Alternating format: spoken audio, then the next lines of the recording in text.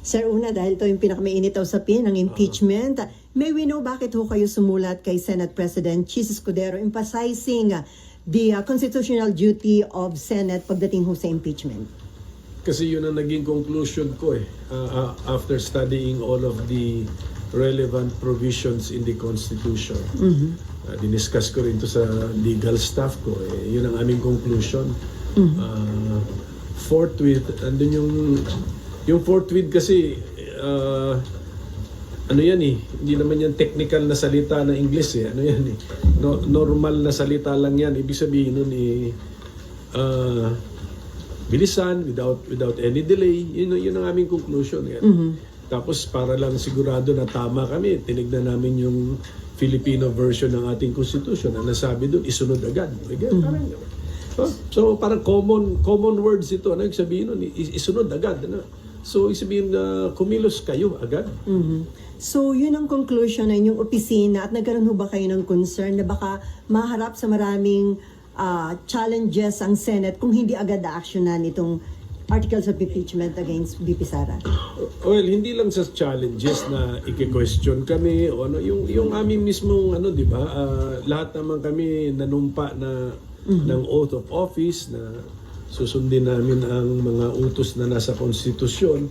Kung yan ang tamang pagbasa ng konstitusyon, dapat kumilos kami ng mas mabilis sa pinaplanong kilos na June 2 pa.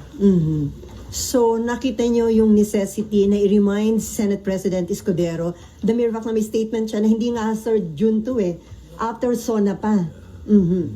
Parang June 2 pa mare-refer sa reference of business, para ganun. So masyado pong matagal yun kasi from February 5, halos 4 na buwan yun.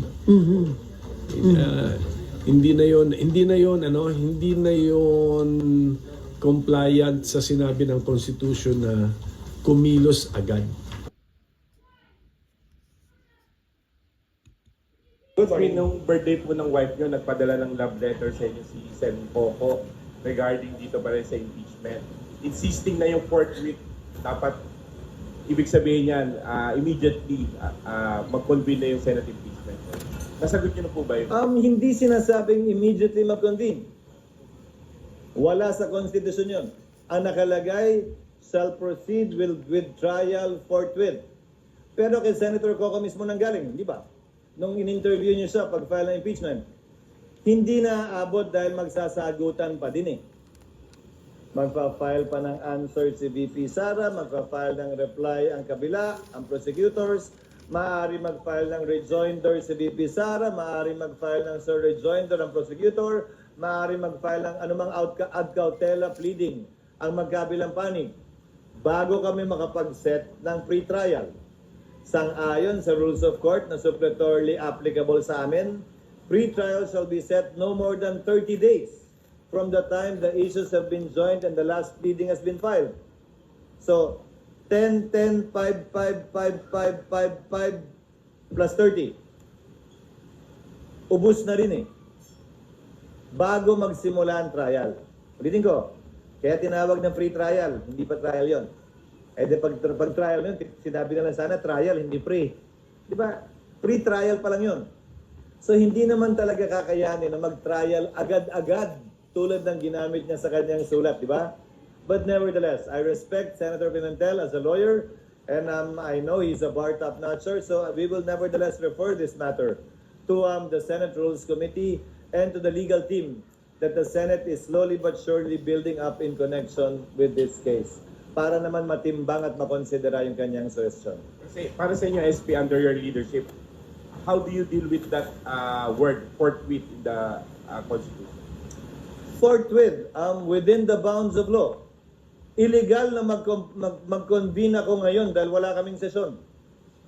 Ayokong madaliin dahil nag-relax ang Kamara ng 2 buwan tapos mamadaliin kami ngayon.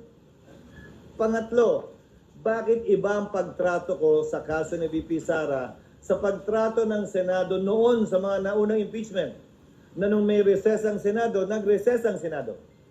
Hindi nag-convene ng recess.